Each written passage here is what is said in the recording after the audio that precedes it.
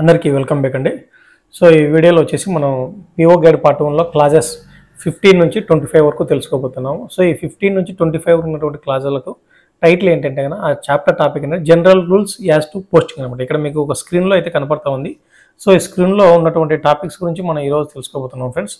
So ఇక్కడ చూడండి, general rules general rules as to posting అంటే మనం ఒక ఆర్టికల్స్, ఒక లెటర్స్ కానీ, ప్యాకెట్స్ కానీ, పార్సల్స్ కానీ ఇలాంటివి పోస్ట్ చేసేటప్పుడు ఎటువంటి రూల్స్ ఉన్నాయి దీనికి అనేది ఈ వీడియోలో తెలుసుకోబోతున్నాం మనం. ఓకేనా?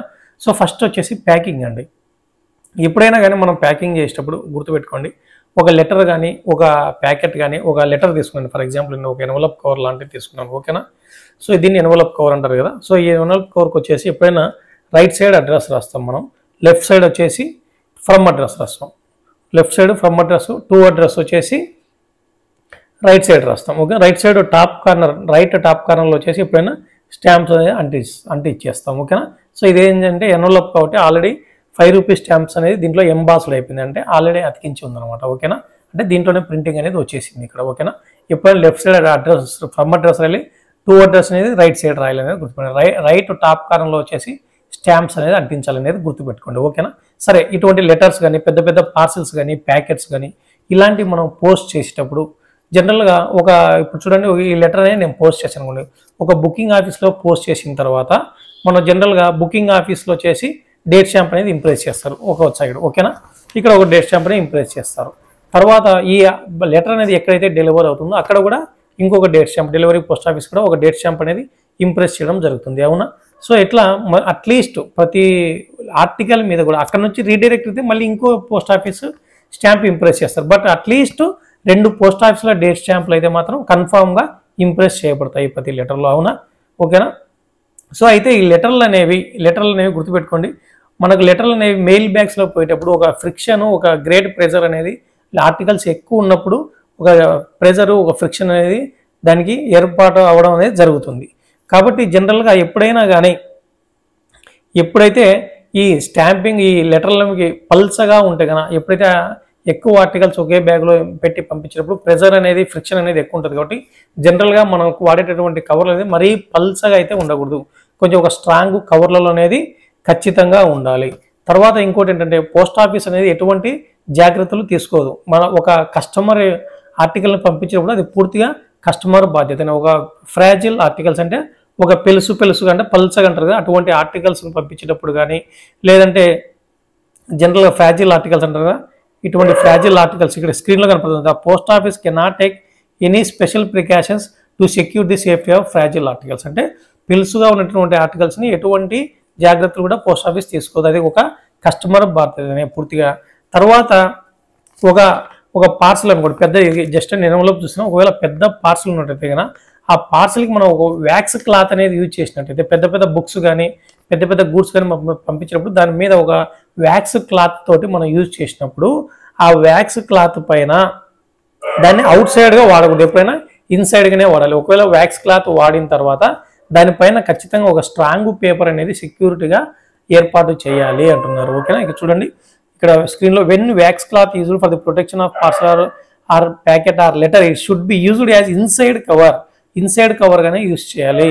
There should be at least be sufficient strong paper securely fastened outside the wax cloth to receive the impression of the post stamp, date stamp, any stamps which have to be affixed to the article. అంటే ఈ wax cloth అంటించిన దానిపైన ఒక strong cover వేసిన, ఆ strong cover మీద ఒక date stamp impress చేయడానికి కానీ, ఒక అడ్రస్ రాయడానికి కానీ, ఒక పోస్టేజ్ స్టాంప్స్ అంటించడానికి కానీ అనుకూలంగా ఉంటుందని చెప్పడం జరుగుతూ ఉంది. ఓకేనా? తర్వాత ఏంటంటే, ఇటువంటి ఆర్టికల్స్ ఎవరైతే కండిషన్స్ బ్రీచ్ చేస్తే కనుక, అంటే ఇట్లా క్వాలిటీ లేని క్లాత్స్ వాడడం కానీ, క్వాలిటీ లేని కవర్స్ వాడడం కానీ అటువంటివి జరిగితే కనుక వాటికి కూడా సపరేట్గా ఒక పెనాల్టీ విధించాలని చెప్పినటువంటి రూల్స్ కూడా మన పోస్ట్ ఆఫీస్లో స్పెషల్ రూల్స్ అనేవి అరేంజ్ చేయడం జరిగింది. ఇక్కడ మార్క్ చేస్తున్నా చూడండి, ఈ రూల్ అనేది these rules are absolute rules for the breach of which penalty is prescribed in each case. ప్రతి కేసులో కూడా ఒక పెనాల్టీ అనేది విధించడం జరుగుతుందని చెప్తున్నారు. తర్వాత ఎవరి లెటర్ కానీ, ప్యాకెట్ కానీ, పార్సల్ కానీ ఎంత క్లోజ్డ్గా, ఎంత సెక్యూరిటీగా ఉండాలంటే అది డ్యూటీ చేసేటటువంటి అఫీషియల్స్కు ఒక ఇంజూరీ కానీ, డ్యామేజ్, కరెస్పాండెన్స్కు డ్యామేజ్ అయ్యేటట్టు కానీ ఉండకూడదు. అలాగే పోస్టల్ ఆపరేషన్స్కు ఇబ్బంది కలిగించే విధంగా ఉండకూడదు ఎట్టి పరిస్థితుల్లోనూ అనేసి కూడా చెప్పడం జరుగుతూ ఉంది అనేది గుర్తుపెట్టుకోండి. ఓకేనా. తర్వాత clause number 16. So clause number 15 అయిపోయింది. ఇప్పుడు క్లాజ్ నెంబర్ 16. క్లాజ్ నెంబర్ 16 దేని గురించి అంటే సీలింగ్. ఇక్కడ స్క్రీన్ మీద కనపడుతుంది సీలింగ్ అంటే ఏంటి? ఇప్పుడు జనరల్గా ఫస్ట్ వచ్చేసి మనం ప్యాకింగ్ గురించి తెలుసుకుందాం. ఓకేనా. ఫస్ట్ ఏం చేస్తారు, ఒక ఆర్టికల్ అనేది ప్యాకింగ్ చేయాలి. క్లాజ్ నెంబర్ 15లో ప్యాకింగ్ ఏ విధంగా చేయాలి, దానికి ఏ విధంగా స్ట్రాంగ్ పేపర్ యూజ్ చేయాలి, ఏ విధంగా వ్యాక్స్ క్లాత్లు ఇన్సైడా అవుట్ సైడా ఇలాంటివి తెలుసు. వ్యాక్స్ క్లాత్ని ఇన్సైడ్ యూజ్ చేయాలి, అవుట్ సైడ్ యూజ్ చేయాలంటే ఇన్సైడ్ మాత్రమే యూజ్ చేయాలి. దానిపైన అవుట్ సైడ్ ఖచ్చితంగా ఒక స్ట్రాంగ్ పేపర్ అనేది ఉండాలి. దేనికి పోస్టేజ్ స్టాంప్స్ అంటించడానికి కానీ, డేట్ స్టాంప్ ఇంప్రెస్ చేయడానికి కానీ, ఇటువంటి చేయడానికి ఖచ్చితంగా వ్యాక్స్ క్లాత్ యూజ్ చేసి దానిపైన ఖచ్చితంగా ఒక స్ట్రాంగ్ పేపర్ అనేది యూజ్ చేయాలని చెప్పడం జరుగుతూ ఉంది. ఇప్పుడు రూల్ నెంబర్ 16 వచ్చేసి ప్యాకింగ్ అయిపోయిన తర్వాత మళ్ళీ ఏం చేస్తాం మనం, క్లోజ్ చేయాలి కదా. అంటే ఆ కంటెంట్స్, ఆ డాక్యుమెంట్స్ కానీ ప్యాకెట్స్ కానీ ఆ కవర్లో పెట్టిన తర్వాత, ఒక బ్యాగ్లో పెట్టిన తర్వాత దాన్ని సీలింగ్ చేయాలి. సీలింగ్ చేయడం అంటే క్లోజ్ చేయడం. సో ఈ సీలింగ్ అనేది ఏ విధంగా చేయాలంటున్నారు. సో సీలింగ్ అనేది ఎట్టి పరిస్థితుల్లోనూ మనం సీలింగ్ వ్యాక్స్ అనేది యూజ్ చేయకూడదు, అడ్వైజ్డ్. చూడండి ఇక్కడ స్క్రీన్లో నీట్ కనపడుతుంది. ఒక అన్రిజిస్టర్డ్ లిటర్స్ కానీ ప్యాకెట్స్ కానీ ఎప్పుడైనా ఖచ్చితంగా వాటిని ఉపయోగించాలి, సీలింగ్ వ్యాక్సే వీటికి వాడాలి అని చెప్పే కండిషన్లో తప్ప మిగతా కండిషన్లోనూ పబ్లిక్ ఏం అడ్వైజ్ ఇస్తున్నారంటే సీలింగ్ వ్యాక్స్ ఎట్టి పరిస్థితుల్లోనూ వాడద్దు అని చెప్తున్నారు. ఒకవేళ రిజిస్టర్లకు కానీ ప్యాకెట్స్ కానీ సీలింగ్ వ్యాక్స్ యూజ్ చేసినట్టయితే దాన్ని సీలింగ్ చేసేదానికి దానిపైన వచ్చేసి ఒక పీస్ ఆఫ్ టిష్యూ పేపర్ కానీ, ఒక థిన్ పేపర్ కానీ ఖచ్చితంగా ఆ వ్యాక్స్ మీద అంటించాలి అనేసి చెప్తున్నారు. ఓకేనా. అదర్వైజ్ ఎందుకంటే ఆ ఆర్టికల్స్ అనేది ఏమవుతుందంటే ఒకదానికొకటి కాంట్రాక్ట్ అవ్వడం వల్ల ఆ సీలింగ్ వ్యాక్స్ వల్ల ఆర్టికల్స్ అనేది దెబ్బతినేటటువంటి అవకాశం ఉంది అనేది చెప్తున్నారు.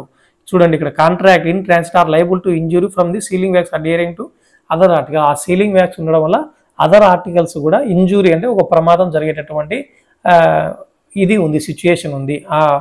అటువంటి సిచ్యుయేషన్ జరగకూడదంటే ఈ సీలింగ్ వ్యాక్స్ అనేది వాడకూడదు అని చెప్తున్నారు. తర్వాత ఇంకోటి ముఖ్యమైన విషయం అంటే ఈ సీలింగ్లో ఇటువంటి ప్రికాషన్ ఖచ్చితంగా పాటించాలి. ఏ విషయంలో అంటే ఫారిన్ కంట్రీస్కి రిలేటెడ్ ఆర్టికల్స్ విషయంలో ఖచ్చితంగా అక్కడ కొన్ని వెరీ హాట్ క్లైమేట్స్ ఉన్నట్టయితే ఆ సీలింగ్ వ్యాక్స్ అనేది కరిగిపోయి మిగతా ఆర్టికల్స్ కూడా డ్యామేజ్ అయ్యేటువంటి అవకాశం ఉంది. కాబట్టి ఖచ్చితంగా సీలింగ్ వాడేటప్పుడు సీలింగ్ వ్యాక్స్ అనేది యూజ్ చేయొద్దని రికమెండ్ చేయడం జరుగుతుంది. తర్వాత posting of coins. Clause number 17 వచ్చేసి పోస్టింగ్ ఆఫ్ కాయిన్స్. గుర్తుపెట్టుకోండి ఫ్రెండ్స్.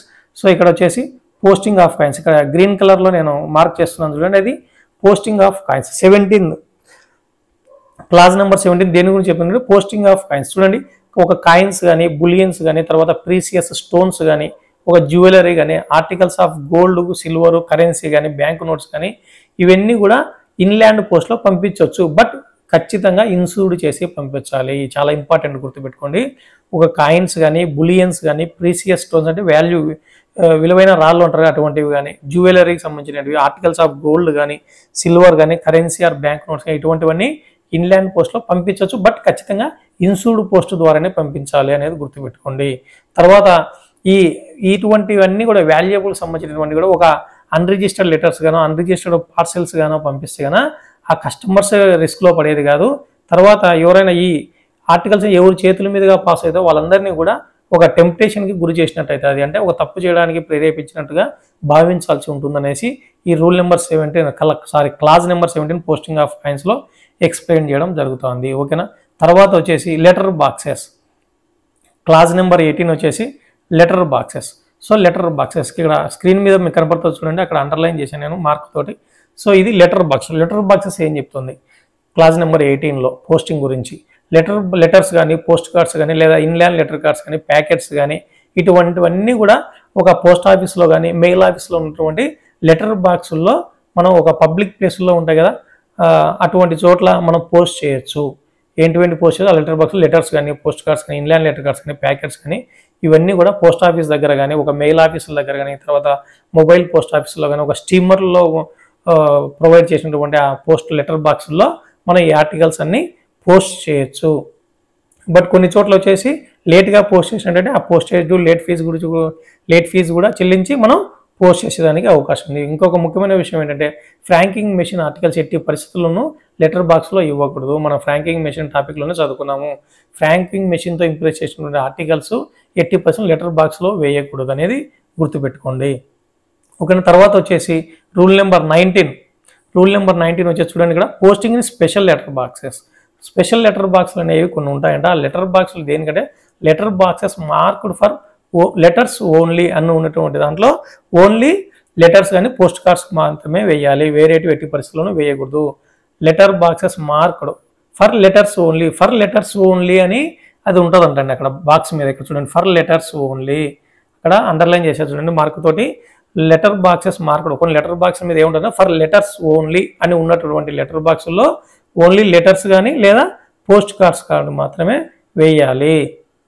అలాగే కొన్ని ఎయిర్ మెయిల్ ఆర్టికల్స్ కానీ QMS ఆర్టికల్స్ అంటే క్విక్ మెయిల్ సర్వీస్ ఆర్టికల్స్ అంటే క్విక్ మెయిల్ సర్వీస్ అంటే మనం ఆ మెయిల్ డెలివరీ క్విక్గా తొందరగా అందించేటువంటి ఏర్పాటు ఉన్నటువంటి ఆ సర్వీసెస్ని quick mail service QMS articles అంటారు. వీటికి వచ్చేసి కొన్ని చోట్ల స్పెషల్ లెటర్ బాక్స్లు అనేవి కొన్ని సిటీస్లో ఏర్పాటు చేయడం జరుగుతుంది. వేటికి ఎయిర్ మెయిల్ ఆర్టికల్స్కి క్విక్ మెయిల్ సర్వీస్ ఆర్టికల్స్కి స్పెషల్ లెటర్ బాక్స్ అరేంజ్ చేయడం జరుగుతుంది. Special letter boxes are in cities are arranged for అంటే ఎయిర్ మెయిల్ ఆర్టికల్స్ అంటే QMS ఆర్టికల్స్.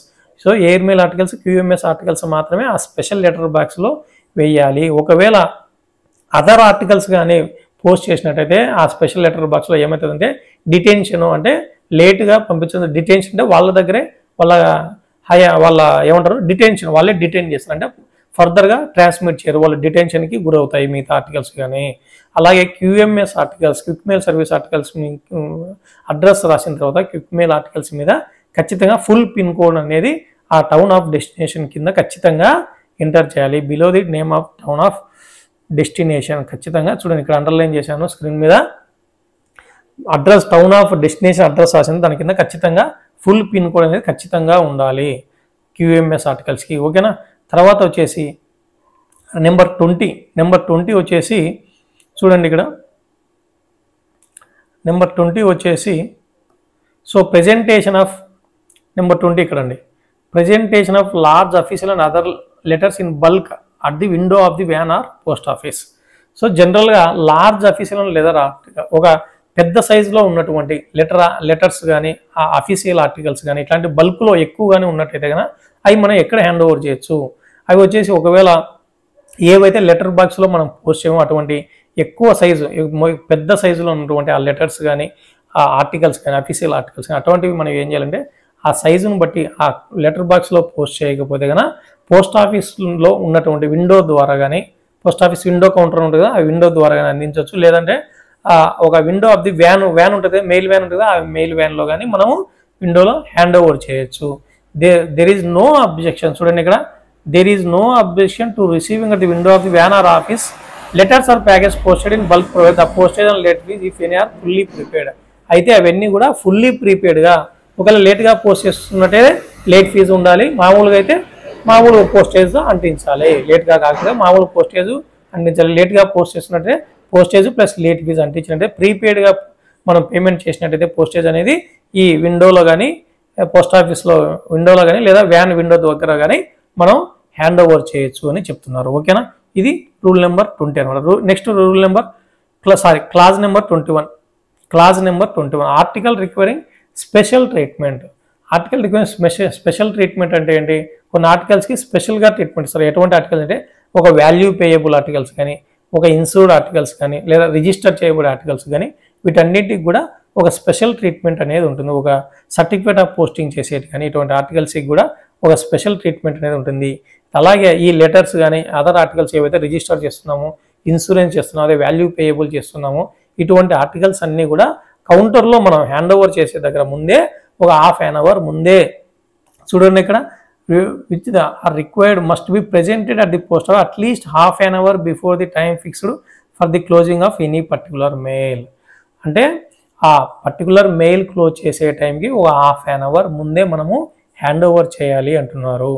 ఎందుకంటే తొందరగా హ్యాండ్ ఓవర్ చేసి తొందరగా బుక్ చేసి అదే మెయిల్కి తొందరగా నెక్స్ట్ ఫర్దర్గా ఫార్వర్డ్ చేయబడతాయి అనేది గుర్తుపెట్టుకోండి. ఓకేనా. ఒకవేళ మనం లేట్గా పోస్ట్ చేస్తున్నట్టే ఆ రష్ అవర్లో ఆర్టికల్స్ డిటైన్ చేసేదానికి అవకాశం ఉంటుంది. ఆ మెయిల్కు ట్రాన్స్మిట్ కాకుండా నెక్స్ట్ మెయిల్కి పంపించేటటువంటి అవకాశం ఉంటుంది. కాబట్టి ఒక ½ an hour ముందే మనం ఆర్టికల్స్ని కౌంటర్లో ప్రజెంట్ చేయాలనేసి చెప్పడం జరుగుతూ ఉంది.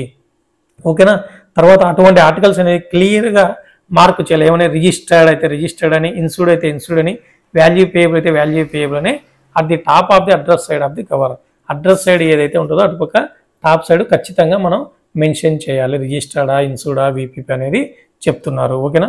తర్వాత ఇంకోటి ఏంటంటే ఎయిర్ మెయిల్ ఆర్టికల్స్ ఏవైతే ఉంటాయో air mail articles high value adhesive postage stamps. అంటే ఎయిర్ మెయిల్కి మామూలుగా జనరల్గా ఒకవేళ పోస్టేజ్ స్టాంప్స్ ఎక్కువ అంటించినట్టయితే అడ్హెసివ్ పోస్టేజ్ స్టాంప్స్ మేవి ఎయిర్ మెయిల్ ఆర్టికల్స్. చూడండి ఇక్కడ air mail articles bearing high value adhesive postage stamp maybe present at the counters of post office mail office for the stamps to be defaced in the presence of the person presenting the articles before the articles are sent for onward transmission. అంటే air mail articles ఏవైతే adhesive stamps అనేది మనం అంటించిన తర్వాత అవి post ఆఫీస్లో కానీ mail ఆఫీసుల్లో కానీ తొందరగా ప్రజెంట్ చేసినట్టయితే కనుక వాళ్ళు ఎందుకు చేస్తారు, డీఫేస్ చేస్తారు. ఆ స్టాంప్లో డీఫేస్ చేయడం అంటే డేట్ స్టాంప్ ఇంప్రెస్ చేయడం, ఇలాంటివి చేసి ఎవరి ముందర ఎవరైతే ఆ కవర్ తీసుకుని వస్తారో ఆ ఆర్టికల్ తీసుకుని వస్తారో ఆ పర్సన్ ముందరే వాళ్ళు ఆర్టికల్స్ని డీఫేస్ చేయడం జరుగుతుంది. డీఫేస్ చేసిన తర్వాత ఫర్దర్గా ఆన్వర్డ్ ట్రాన్స్మిట్ చేయడం జరుగుతుంది. ఓకేనా అండి. సో ఇది rule number 21. Next rule number 22 desirability of posting early. Desirability of posting early అంటే సో తొందరగా పోస్ట్ చేసేటటువంటి ఆవశ్యకత, ఇంపార్టెన్స్ ఏంటి, what is the importance desirability of posting early. So ఆర్టికల్స్ని ఎప్పుడైనా కానీ మనం ఎందుకు ఎర్లీగా పోస్ట్ చేయాలి. సో ఇందాక చెప్పినట్టు మీకు ఎందుకు ఎర్లీగా పోస్ట్ చేయాలంటే జనరల్గా ఆర్టికల్స్ అని డిటెన్షన్కి అవకాశం ఇవ్వకుండా వెంటనే అదే మెయిల్లో జనరల్గా ట్రాన్స్మిట్ చేయడానికి ఒక మంచి అవకాశం ఉంటుంది. ఓకేనా.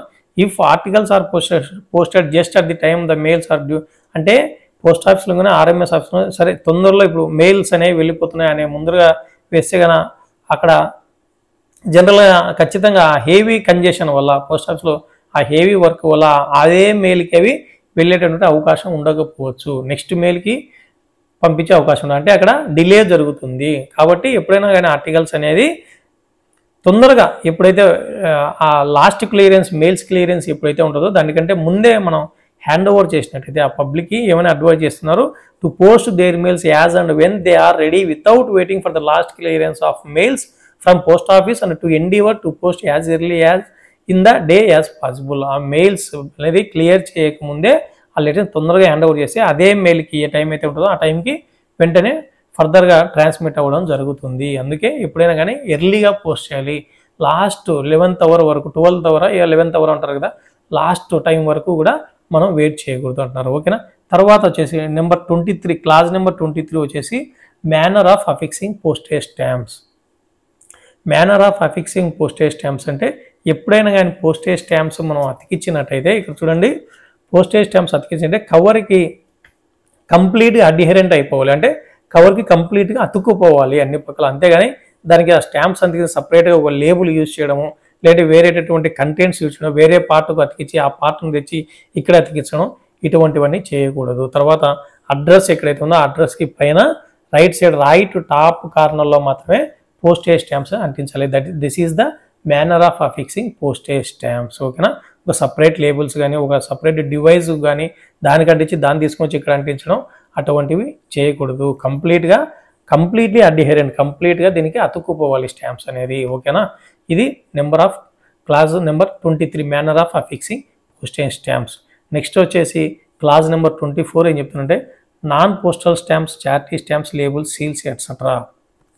జనరల్గా ఇక్కడ మనం ఎప్పుడైనా కానీ ఒక అడ్రస్ సైడ్ స్టాంప్స్ అతికించినప్పుడు ఈ స్టాంప్స్ల దగ్గర ఏవైతే పోస్టేజ్ స్టాంప్స్ కాకుండా మిగతావి ఏవైతే ఉంటాయో ఒక లేబుల్స్ కానీ స్టాంప్స్ కానీ సీల్స్ కానీ ఏవైతే ఇంకా రిమైనింగ్ మార్కింగ్స్ ఇటువంటి ఏవైనా పోస్టేజ్ స్టాంప్స్ కానీ రిమైనింగ్ మార్కింగ్స్ ఏమైనా ఉంటాయో అటువంటివన్నీ కూడా పోస్టేజ్ స్టాంప్స్ లాగా అతికించినట్టయితే కనుక అవన్నీ కూడా ఇది ప్రొహిబిషన్ అనమాట.